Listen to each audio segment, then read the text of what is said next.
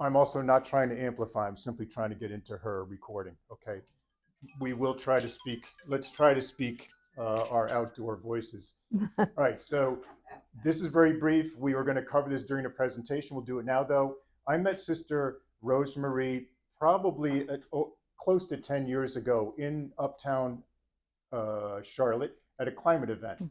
And then we lost contact with each other, let's say, until late last year when she invited me to help her along with three or four other individuals to design and produce the Walking in the Spirit conference, which featured Dr. Catherine Wright, who's an eco-theologian, and Bishop Martin. So that was a wonderful event. Now, she works in the area of justice and peace has been for years. So for me, having a relationship with her is important to help empower and ground and so forth the things that we may do over time in the justice, peace, and integrity of creation space. Now, I was going to ask her, well, and I'm asking her now to share a little bit, a bit Okay. on a bit on how she got to where she is now, the type of work she does, and then we'll get back to the. Back then. Okay. I'll start by saying I was in Mexico at one point at one of the markets, and I saw a statue of St. Francis, and in this arm he was holding. And I thought to myself, now I don't know how many people would want that in their garden, but that's very realistic. You know, he sang about sister death. It's life. If we're talking about environment, we're talking about life to death and rebirth, you know. So I thought it was a good one. But anyway, I joined the Sisters of Mercy after I left high school. I went to Mount St. Mary's in Little Rock, Arkansas. And so I went to St. Louis for my novitiate.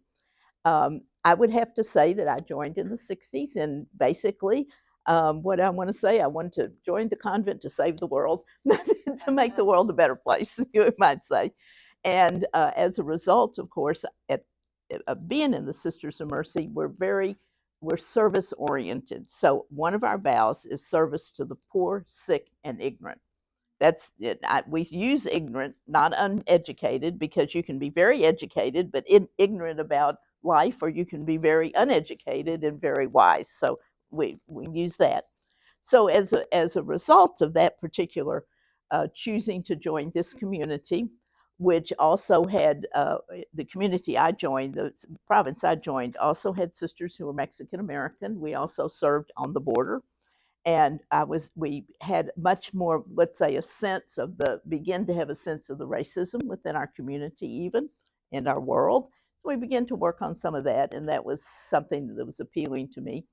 I started, however, teaching school, and I will say that I was not a good teacher.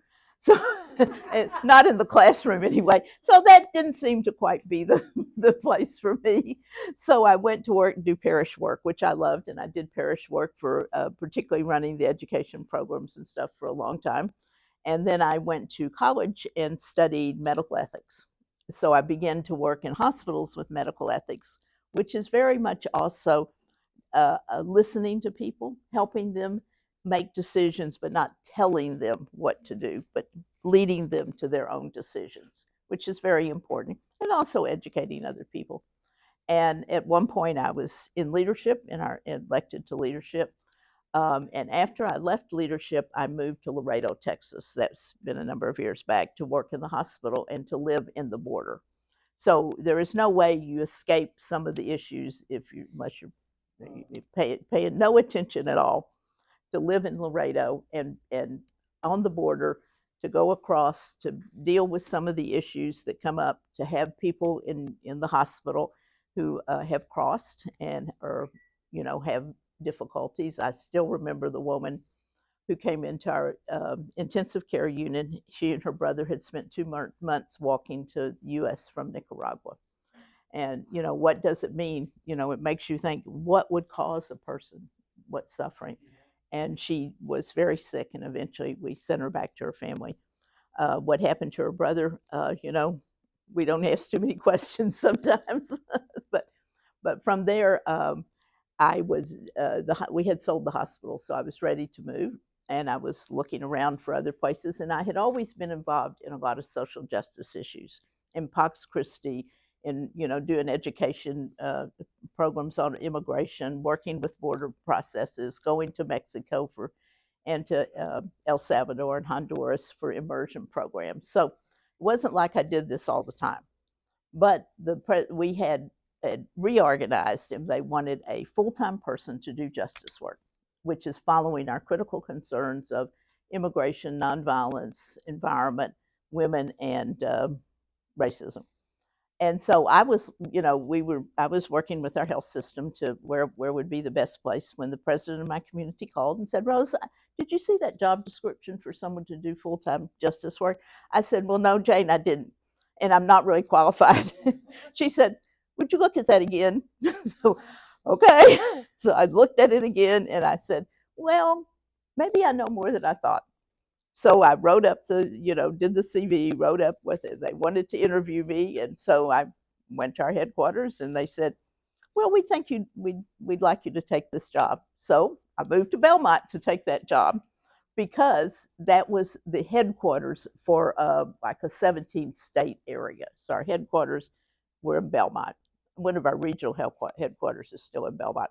But that was where you met people. That was where you had the meetings. That was where you saw. So it worked out to be a nice place. So I've been here about 15 or 16 years. I am active in the church, particularly in, whatever I can. I'm active in my parish, which is Queen of the Apostles. And I know quite a number of people who are active in the social justice arena in the church around, particularly around this area, so that was good. So that's why I'm here. So, Thank you. Welcome. Thank you so much for your time. I'm going to take the stage first, though. Okay. okay. All right, and we're getting directly to Sister Rosemary. So at the conference back in February, one of the perspectives that I took from the short presentation that Sister Rose made was a systems perspective on justice. And for me, systems talks about much more than the surface appearances of things. Okay. So I asked her to sort of frame her teaching in that regard. We already do. Lord, be with us. Open our hearts, our minds, our ears to hear your word as you would have us hear your word. Be with us, Lord. Thank you for this time together. All right, so that was the welcome. Welcome. Hello, hello, hello. Prayer, check it off. Okay. Franciscan framing. All right. Well, all right. I'm going to frame it. Sister Rose will get into her content. There are a couple of key teachings that I'm hoping we sort of impart to you, and I have those written up. I'm going to hold that sheet until later. We'll have some discussion. We certainly wish to have discussion. This is not meant to be a one-way street. I mean, there are many perspectives, many opinions, many starting places on many of these issues. So we do intend to have some discussion. Then we'll do some thanks in the closing prayer. So that's what we're going to try to cover here. Right. So as Franciscans, there are many citations in the rule for secular Franciscans that, in my mind, relate to social justice and our actions in the community on behalf of Christ, God, and love.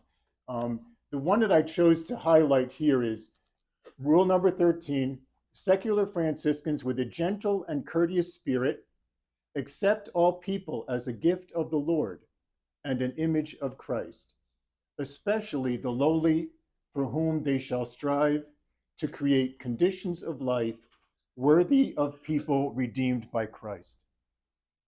Okay, so, and then as I say, there are quite a few others that have some flavor of social justice in them. I'm choosing just to highlight this one right now. Okay. I did suggest a couple of readings. And I'll take two popcorn. Any responses, any feelings, or anything that provoked in you as you were looking at it? Anybody want to share anything? I only need two. Mary Claire. They were both wonderful. And I'm not gonna lie with that, the myth I was reading it, and even as I'm reading the statements, I'm going, oh, that's not true. And then I read the comment, and I'm like, crap, it's true. So it was wonderful. I really enjoyed it. Good. Thank you. And I noticed that's also from a North Carolina organization. So for me, it had an extra relevance, Mhm. you know, for whatever. Any other quick comments on those? Okay. There Well- was two articles, I'll just go, the first one I read was, of course, the shortest one. And I highlight a lot, but it hit me right up front, from Let Us Dream, a concrete act of mercy is always an act of justice. Mhm. That just really that sort of hit my heart. Mhm. Thank you for that. And I take it that was from the What Love Demands article? Yes. Okay, Mhm. great. Okay, thank you for that sharing. All right, Sister Rose gave us a good bio. We'll take one question from the floor. Any clarification or anything else about Sister Rosemary that you're curious about? Okay, we're moving on. All right. Okay. This is Sister Rosemary's content. So Okay. I'm just here to switch the slides Switch now. the slides, okay. And primarily, I would say, perhaps I didn't say that primarily my job is advocacy. Are you getting that? You got it? Can you get it? Okay. Primarily, my job is advocacy. That is keeping track of a lot of political things or educating people on what are the understandings of that for the Sisters of Mercy and for whoever wants to be involved. So I want to particularly start by thanking you to allow me to share with you some of reflections on charity and justice in a broad context. This first slide shows one of my favorite quotes. Archbishop Helder Câmara from Brazil was well known for his charity, but he reflects the challenges in investigating the need for charity by what I call the why question. Most people see the need for charity and they're often generous with their time and money. I see that all the time. But when Helder Câmara makes this statement, when I gave to the poor, they called me a saint. But when I ask why the poor have no food, they call me a communist. And today we'd probably say socialist. You know, that's the bad word. Bishop Camaro is really asking about an inadequate or unjust system. And systems can be very complicated with many parts and nuances. And there are a lot of systems, business, church, family. But today I'm basically talking about the economic and political systems. So I wanted to go back and say, is this something new? And it's not something new. Really, the idea, the system being more just is actually, even if you look at the prophets, what are the prophets saying? You know, they're saying that too. But Isaiah says how terrible it would be for those who make unfair laws and those who write laws that make life hard for people. They are not fair to the poor, and they rob my people of their rights. They allow people to steal from widows and to take from orphans what really belongs to them. So he's saying right away, charity is not enough. And we see that in encyclicals, Pope Benedict, Pope Francis, Pope John Paul. So that idea of looking at laws, not just charity, is really a part of our faith. It's not just politics, it's a faith issue as well. And if you read the encyclicals, particularly going back to Rerum Novarum, which you might remember is the first encyclical that we would call the Social Justice Encyclical. And when Pope Leo came out, and when he came out and he said, "My name is Pope Leo the 14th," I knew immediately he's referring back to Rerum Novarum, you know, in context, in the idea. I saw that right away. But the same questions are coming up now. Have always been coming up. It's nothing new, really. So let's look at how we make decisions, and I think the slides are in the wrong order here, but go to that one first, and then we'll go back to the iceberg. Where you want me? No, right here. Yeah, okay. So how do you make decisions from a justice perspective? And this is really one of the ways that I like to use, that I like to look at. It's seen in different aspects, but it's called the circle of praxis. It's also has other names. But you start with what's your experience. So, what is my experience? And my experience doesn't always have to be, well, I saw these homeless people or I went to Mexico. It can be what started me was in high school reading the book Black Like Me. It started making me aware of racism. I started reading other things, other books. Okay, that started me in a way on one of the justice issues. That's an underlying one. And then I joined the Sisters of Mercy in St. Louis. That was it covered 7 states, and so that was our headquarters. And in the group that I joined with, there were 4 young women from the border who were Mexican Americans. And I started to realize, it took us a while to figure all this out because, you don't know each other right away. Oh, good, thank you. I started to realize that what they had experienced was not what I had experienced. I had always lived in a white neighborhood, a white church, went to a white school. That was my whole context. And when I hear from, for example, Janie saying to me, as a result of some conversation, we didn't have flush johns in my house until I was in high school. I didn't know anybody in the U.S. lived like that. It was truly started to be an education for me. And then we had opportunities to go places as well. But the experience, any kind of experience, starts with wondering. It really starts with the why question, right? It starts with wondering. So that goes to the analyzing the experience in whatever way. So that's usually gathering data. That's usually finding out the facts. You may have heard a story from somebody, but what is the facts? What is the data that covers everyone? So it's think about food insecurity. What kind of people don't have enough food? Where do they live? What are their income levels? Does it have anything to do with their racial background? And I will point out here that when we look at a lot of these issues that deal with poverty in the U.S., like lack of food or whatever, if we look at it from a racial perspective, whether you're black or white or whatever, there are more white people who are getting Medicaid and more white people who are getting SNAP than any other group.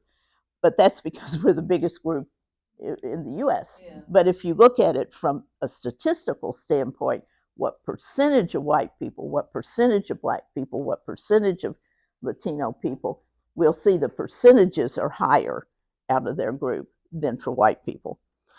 So there's poor people everywhere. But sometimes we can see that some people have a harder time because of where they live, their lack of education, or whatever.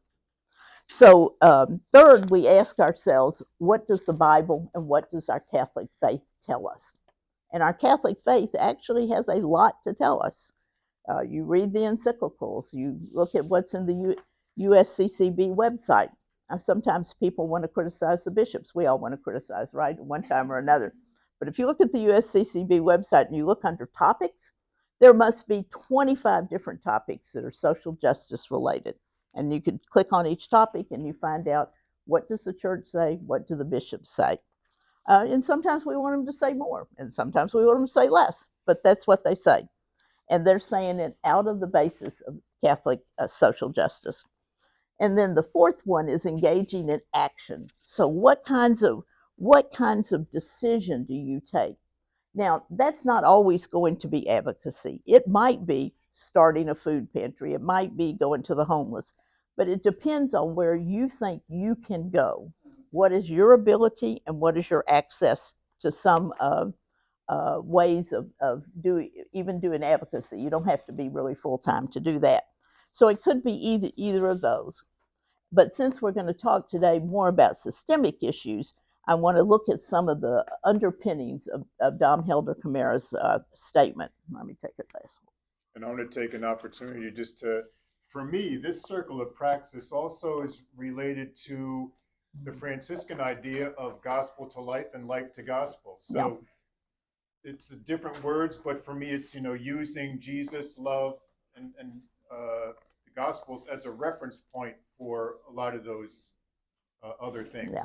Go back to the iceberg now. Iceberg. Since I knew I had that. Okay. This is an image I like to use, because when we talk about icebergs, they say that 80% of the iceberg is really below the water. And when we start talking about our society, there are lots of unconscious, deeply embedded cultural and norms that we don't always realize are there. And that's the deeply embedded unconscious norms for us that affects how systems are designed and implemented. And because they are deeply embedded, we have to have some education or some experience. The experience I had with our Mexican American sisters, but also reading, looking at statistics and so on. So what are some of those unconscious statistics? Well, unconscious systems. Well, I mean, the most obvious one is I'm a white woman. I'm privileged. And I know I'm privileged. But that's in our society. But how many people don't know that? Because we're like fish in water. Do the fish think about the water? They don't. Did I ever think about this growing up? You know, lived in a white community, white church, etc. So it was until later that I began to be able to see the water more. So that's what we want to see. We want to look, keep finding the water, looking at the water, that cultural influence. And let's face it, being male is a privilege too. Okay, all the women, right? It's a privilege. But I think one of the main issues to me in the US is our emphasis on individualism. We live in a society that values and prioritizes individualism. This means we don't really value as much and we don't prioritize the common good. We may not even understand what the common good is for our society or what the common good could be. Do we even recognize which systems in government and culture actually are systems which support the common good and which are ones that tend to prioritize individualism? Then and what does that happen? It leaves a lot of people out. And unfortunately, what happens when we do individualism a lot is we're making a lot of people feel guilty. If I'm poor, it must be my fault. And I'm going to tell you, that's what I hear sometimes. And that's what sometimes poor people think too. If I'm poor, it must be my fault. Might be, but it might not be either. So when we think about individualism too, you know, I bet some of you remember the Lone Ranger. You watched the Lone Ranger on TV. That's the iconic individual. He comes in, he solves a problem, he leaves, he's independent. But do we ever ask who raised his horse, who made the saddle, who raised the food, who made his clothes? I mean, he wasn't an individual, really. He depended on the community. We all depend on the community that we live in. So this whole idea that everything depends on me is not really true. Even when you read some of the Alger stories, you probably don't remember these, but they're always stories about poor boys who succeeded. Well, when you read some of the stories, they all succeeded because somebody helped them. You know, somebody helped them. Somebody picked them up, helped them, gave them education or wherever. So I think also in the U.S. we're very culturally diverse, but we don't always recognize that. So sometimes we have Mexican food and Italian food, etc. But it's a lot more than what kind of food you have. And in the U.S., assimilation into the U.S. culture was promoted as essential, so much so that immigrants often rejected their own culture. They didn't want their children to learn their native language. They wanted them to be American. Now, in some sense, we all have, if we're going to be American citizens, we need to have some common ideals and shared, which is actually the Declaration of Independence, our Constitution. But it's not always everybody having the same culture. But I think that's sort of certainly what my German grandparents thought, So, I mean, they wanted they wanted their children and grandchildren to succeed. And I don't blame them at all. They did what they thought best at the time. But we need to get past that and do a little bit more awareness and acceptance of different cultures. And I'm going to tell you a little story that happened to me. I went to a graduation by one of my nephews, and he was graduating from a magnet school. So the magnet school was probably, 60% white, 40% Latino or Black. So, everybody, they call your name and you go up. And so, we as good Germans, we clap nicely. And then the African-American student goes up And everybody, his family gets up. Ah, you're great, wonderful, wonderful. They clap. Okay. So, and this happened, some of the other students. So I get out in the car, and my brother says to me, "That was rude." I knew what he was talking about. I said, "Well, Leo, there are different ways of approaching these things." And I talked about culture. And he listened to me, and then he looked at me and said, "That was still rude." Okay. That was still rude. So, is there one right way? And that's sometimes a question we have to ask ourselves. And frankly, I think it's true in our churches too. You go to I have been to Our Lady of Consolation. Now the mass is the same, but one thing we never do at our church is, boy, before the end of mass, Father gets up. Anybody want to share something? So someone says, "I want you to pray for me because I'm having heart surgery." I've really heard this. One person gets up and says, "My son just got a job. I want to tell you about it." I don't ever see that in any of our churches, but it's a wonderful gift to do that kind of sharing and supportive community. And there are different. Sometimes we want everything to be too much alike. I think um, I often use when we talk about culture, we have to think about what is it about different cultures that are good, and that it's not just there's one right way. There isn't one right way. There may be one right way to on some things, but on a lot there isn't. So I often use these questions for evaluation. Very simple: who's helped and who is hurt, who benefits and who loses. And sometimes people talk about this as, where's the money? Where's the money going and who gets the money? That could be another way of looking at it, but I don't think it's totally. So then you have to say, is it our responsibility to try to change the systems? And can we really name some unjust systems?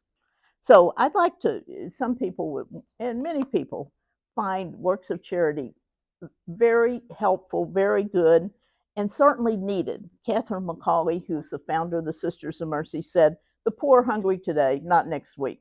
So we certainly have to do that. But we also have to ask, maybe have to say, have to ask us about systems. So look at that next slide. Where are we now? Next one. There. So this comes from Laudato Si, from our Pope Francis. "It is essential to seek comprehensive solutions which consider the interactions within natural systems themselves and with social systems. We are not faced with two separate crises, one environmental and the other social, but rather one complex crisis which is both social and environmental. Strategies for a solution demand an integrated approach to combating poverty, restoring dignity to the underprivileged, and at the same time protecting nature." So he's saying there are systems, and those systems have to be corrected if we're going to work on a better society for everybody, both environmentally and socially. So the next slide. This is a quote. I'm going to read it and see if anybody recognizes it. "Every economic decision and institution must be judged in light of whether it protects or undermines the dignity of the human person. The needs of the poor take priority over the desires of the rich, the rights of workers over the maximization of profits, the preservation of the environment over uncontrolled industrial expansion, the production to meet social needs over production for military purposes." Anybody know where that came from? Eisenhower. Pardon? Eisenhower for the military industrial complex. Military industrial complex. That's the deficit system. Okay. You want to say who it's from? Yes. The U.S. bishops in 1986 in the pastoral called Economic Justice for All, pastoral letter on Catholic social teaching in the U.S. economy, and not in exactly those same words, but Pope John Paul II in 1984 in Canada said something pretty much the same. So I think that we recognize, or we have to recognize, that as Catholics, and we are obligated to look at systems and try to change them to be better systems. And better systems for who? Better systems for the people most disadvantaged, most in need of help. most uh, most prejudiced against, really. So it is our responsibility, and it might be our responsibility. It might be yours, and maybe you email your legislature sometimes, or maybe you study it, or maybe you even do more. Maybe you go lobby. Maybe you start an organization. There are all kinds of things that we can do, but being aware of what the systems are is the first thing. So, what are those economics? What are those systems that are unjust? Well, let me give you one, and then maybe some of you might have some ideas too. I'll give you two. Income and wealth inequality is higher in the United States than almost any other developed country, and it is rising. It is higher than it has ever been. What's the problem? Well, there's lots of problems with that. There are large wealth and income gaps in the U.S. across racial groups, which many experts attribute to the country's legacy of slavery and racist economic policies. And studies show here in Charlotte that if you are born poor, you will die poor. That was a couple of years ago. If you're born poor here, you're going to die poor. And one of the reasons for that, I'm sure there's multiple reasons, is that we have an unequal education system. Our education system here is unequal, primarily due to the way we fund this. One of the reasons, I shouldn't say the way we fund the schools. You know, if you live in a rich area, then your property taxes are good. Then you have more money for the schools. If you live in a poor area, poor district, however we collect taxes, then it's going to be more difficult. So let's say since I lived in St. Louis for a while, the city of St. Louis has a lot of poor schools. They also have a lot of poor people, and their property values aren't as much as if you live in Frontenac, where actually our our provincial house is, which is one of the wealthiest areas in the country. And I will just tell you that we were there before the millionaires came. We bought that property in the 20s before all these wealthy people were there. So I feel times embarrassed when we go there to the provincial house. So how do you change systems? That's really a major question, and I don't always have all the right answers either. So how can we change those systems, or how we influence those? And I'm not sure there's one right way to do that. I think there's many ways that influence it, and I do know that systems change. All we have to do is look at our history. We can look at what happened after the Civil War, which got better and then got worse. Anyway, so we can see that there's systemic changes. But I'll tell you practically, here is one way I think that we sometimes see systems change here in the U.S., and that is what are called citizens' referendums. I think not last time, but the time before that here, we had 6 of those on our ballot. And that's when citizens get together, remember this, and you collect enough signatures for whatever you want to put on the ballot, and they have to put it on the ballot, and then you vote. Everybody gets to vote for them. I don't remember anything really major here, except not anything too major. But what I've seen happen with citizens' referendums is in a state where, even though the governor and their legislature didn't want it, they raised the minimum wage, for example, through a citizens' referendum. They were able to allow for nonpartisan voting, nonpartisan gerrymandering. Well, establishing your districts. They have done some other things with citizens' referendums. Now, citizens' referendum might not always come out the way you want it to, because citizens' referendums have led actually to much more liberal abortion policies. I think part of that, in my opinion, is that the way they've done it in Texas has been so harsh that people don't want it to be that harsh. I don't know that they're necessarily always for abortions. I think they're for. There's a lot of issues there. So there are these times when citizens' referendums do make a difference. They don't always, or maybe they don't make the difference you want either, but usually they do. And one of the things that I was told, I do some lobbying with Catholic Relief Services, which now is, of course, we're working on the recession thing to get some of the money back for the humanitarian aid. But in one of the meetings with them, I was told that 20 individual letters to a congressman they will pay attention. Now, by individual letters, I don't mean just signing a petition or that, but you can go on their website and you can write a letter. And that's going to be very individual. Or when you get, Franciscan Action Network sends out alerts, don't they? When you get those, if you change the title and you write and you add a couple of sentences at the beginning, that makes it more personal and makes it more likely to be, they start looking at the issue. So 20 to a representative and 50 to a senator will make them pay attention to that issue. Now, that doesn't mean they're going to go your way, but it does mean they're going to pay attention to it because they know the voters are going to pay attention and they may want you to vote for them. There's a lot of other issues for why people vote or don't vote.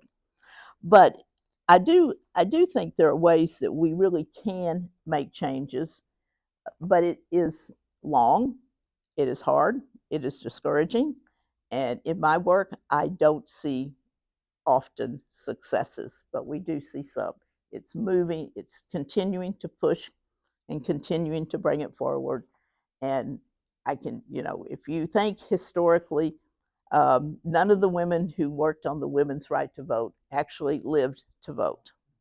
So we are looking for our children, our grandchildren, our next generation sometimes, maybe not for us, or maybe, who knows. So what would you like to talk about? I'm just going to point to this, and I Okay. did make a handout with this, which I'll give you in a moment. So one of the points the sister made early on was we come at this through faith. Again, we come at this through Christ, through our Catholicism and so forth. So the politics for us, hope can follow our heart, our religious leanings. We need to understand the underlying culture. Sister made the point, as fish living in water who can't differentiate, what's influencing it. We're like that as well in our cultural influences. The structural issues of class, health disparities, educational disparities, taxation laws, Medicare eligibility requirements all impinge on poverty. All those things feed into the poverty problem in some manner. Right? Can we have hope? That's sort of a general question. My answer, and again, I'm getting on the soapbox a little bit, is yes, we can, and in a way, we must. Now, I'll just bounce off of something that Sister said. She acknowledged that successes don't necessarily come easily here. And so even in the climate work I used to do, very often it was just a case of don't worry about the outcome. Don't worry about the outcome. We still must do the work. We still must write the letter, say the prayer, whatever it happens to be, and not be only investing in things that we expect to go in the direction that we want. Anyway, so, all right, now we're down to discussion. I have a question. Mhm. So in our neighborhood, there's a huge empty land, and I think the county trying to build some low income community there, and obviously it was a heated conversation, right? Absolutely. Some people said, for me, I said all people have a right to living in the right good neighborhood.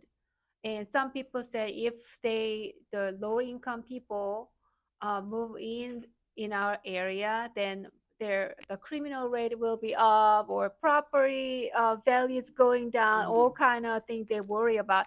I understand, but as a Catholic and Franciscan, I think all people have a right to live good area of community. So how I can convince my friend or neighbors their mindset, sister, you talk about the common good, right? So how I can influence my friends or neighbors that we need to think of a common good, and we all have a good right to living in a good place. Yeah. I understand that.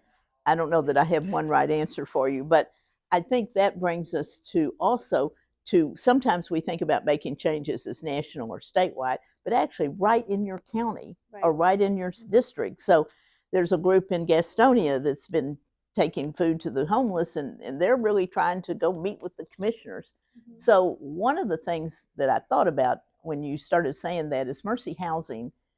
We have a big international Mercy Housing thing, and I don't know that there's no places here in Charlotte, but they do a lot of low income housing, and they do some of it's in apartment buildings, and those places are they're not people who are criminal. They're kept clean. They're not kept, they're not trashy. So if you could find some low income housing where you could, go to them and get some statistics and show how, some of these places now many of these places are kept up, Mhm.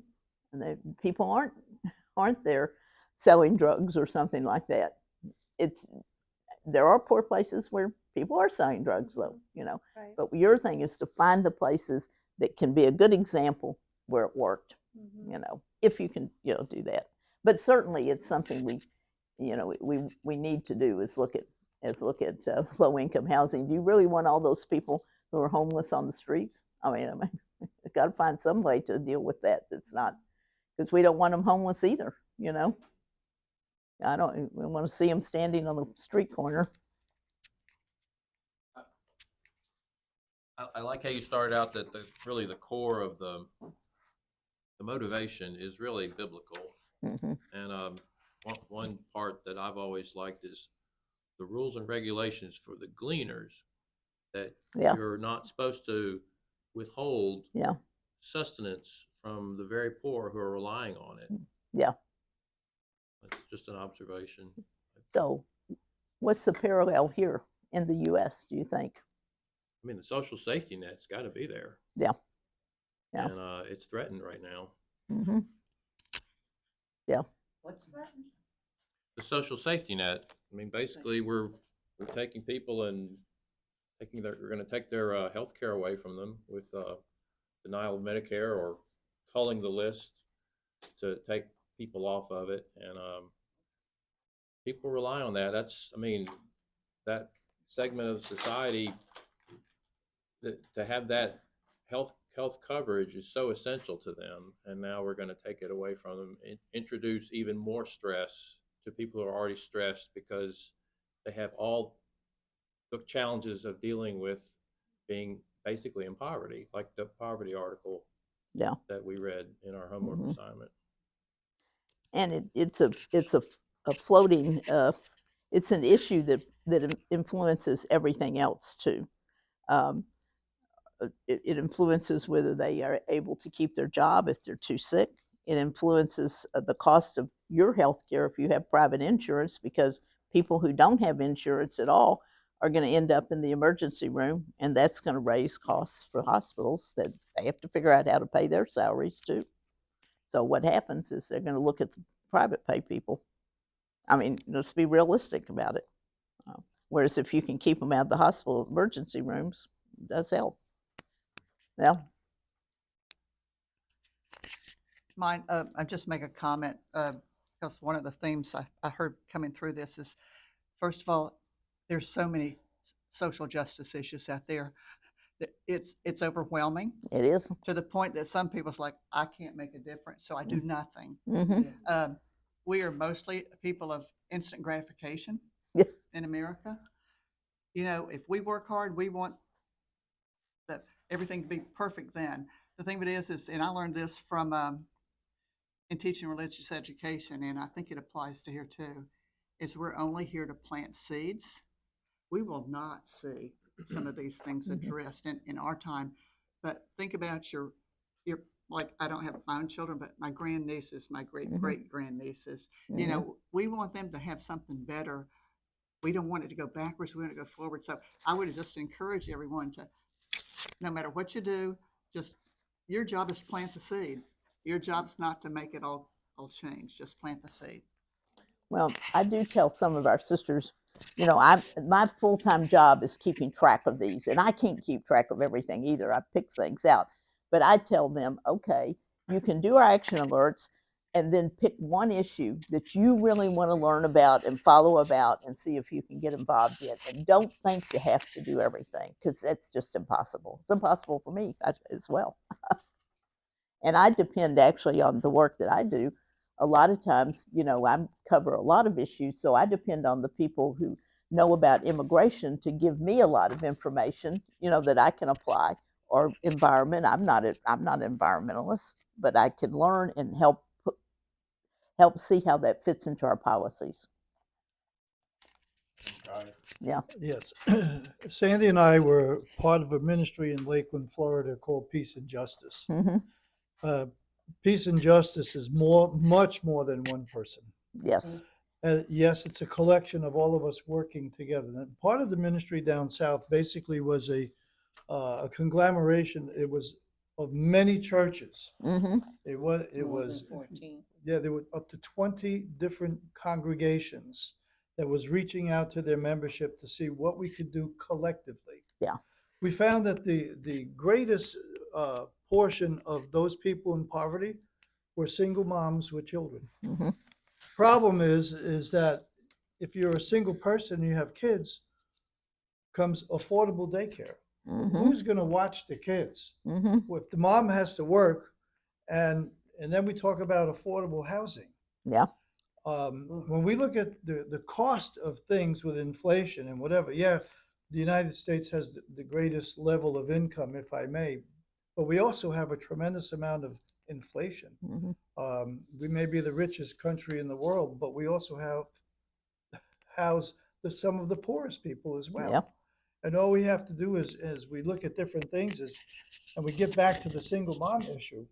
If you have young children, teenagers rising up without adult supervision, be it a mother or father or a church to plug into, what are they going to do? Hmm. They're going to plug into a gang. If they plug into a gang, they're going to get involved with drugs. If they get involved with drugs, they're going to get involved with weapons and guns. Now you have violence. Every night on television, we hear people being shot, and teenagers. 17-year-olds, 14-year-olds, 16-year-olds shooting. This is all part of the problem.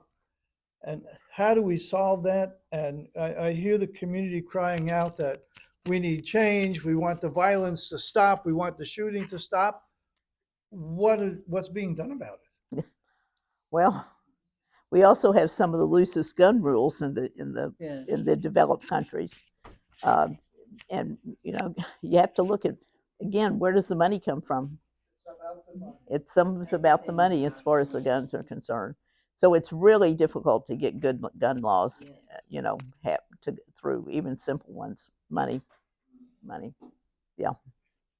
So it's just trying to pick out what you think you can do and work on it. And there'll be, one of my images for this that actually something Father Paul said at church reminded me of this. There's an apocryphal story that Peter left Rome because he didn't want to be crucified. And as he's walking down and leaving Rome, I can tell y'all have heard it. He meets Jesus and he says, "Well, why are you going to Rome? You're going to be crucified again." And Jesus says, "Well, if you leave, I have to go." Pardon? Yeah. And so what I keep saying to myself, I'm going to stay on the road to Rome. It might be rocky, it might be difficult, but I'm going to be on that road to Rome. And I won't be the only person on that road to Rome. There will be other people who are also walking to Rome. So that's just an image that I use for my spirituality. It helps a lot. That my faithfulness is being on the road to Rome. Everybody will have their own way. You can tell I don't have a lot of answers. We just keep working at it. We really do. All right, I'm going to suggest we'll have one more comment or a couple more slides, and let's orient you to this handout, but we'll have Christy. And I'd like to give y'all a card that we have that you can just look and see what the Sisters of Mercy do. I know Franciscan Action Network does a lot too. Yeah. Well, I feel like what you were saying before, it really starts with us, okay? Mm-hmm. What have we experienced, okay? Yeah. Now, I had a brother that was psychologically impaired, okay? And I saw how the system worked, okay? And I was from New Jersey.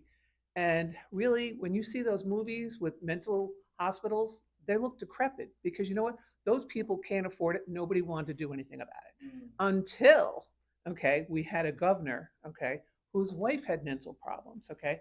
So now all of a sudden she gets involved in it, okay? And they decide they're going to break that whole entire building down, okay, and build a beautiful one.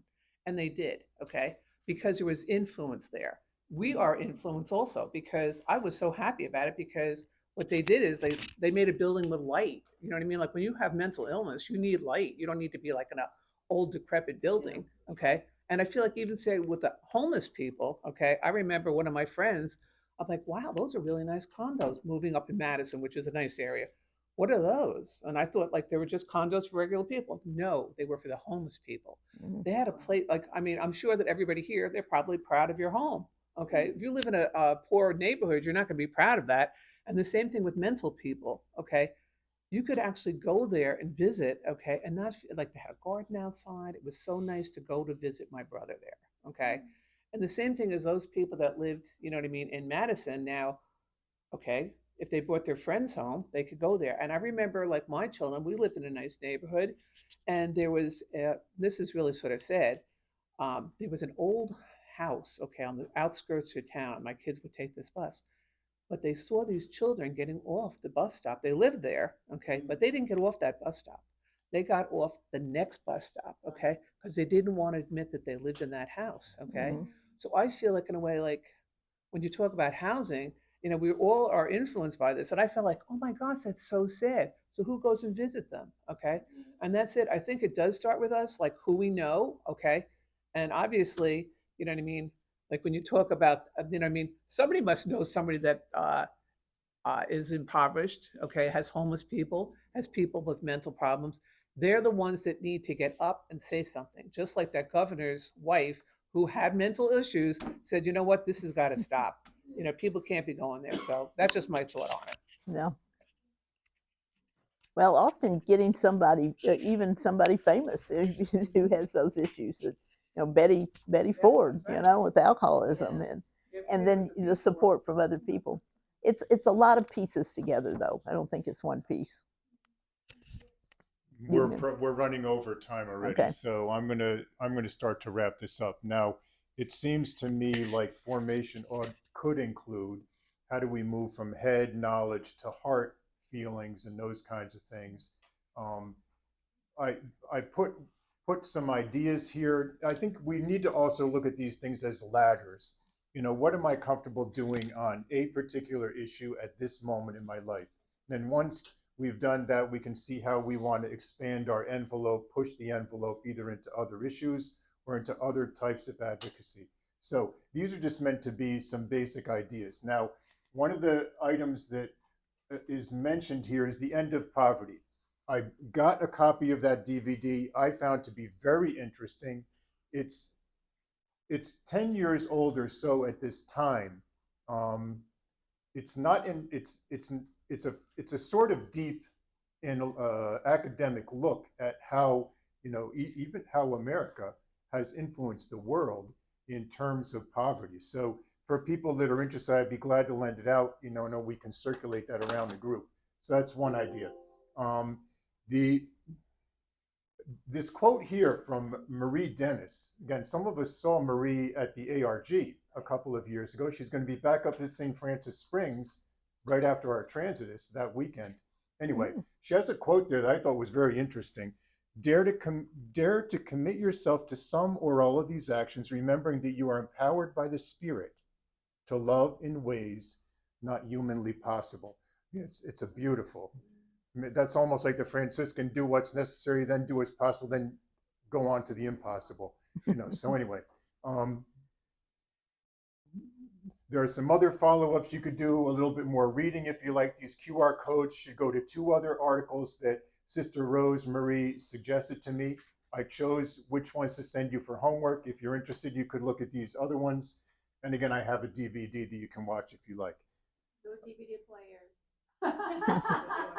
And it's also on Amazon Prime, and you'd have to pay some $3.99 or something for it, but it is on Amazon Prime, so you can.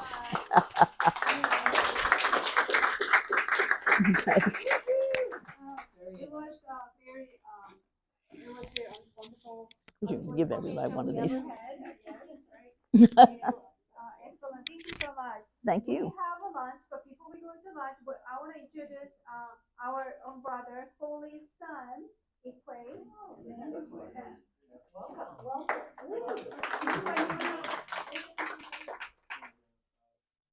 Hello everyone.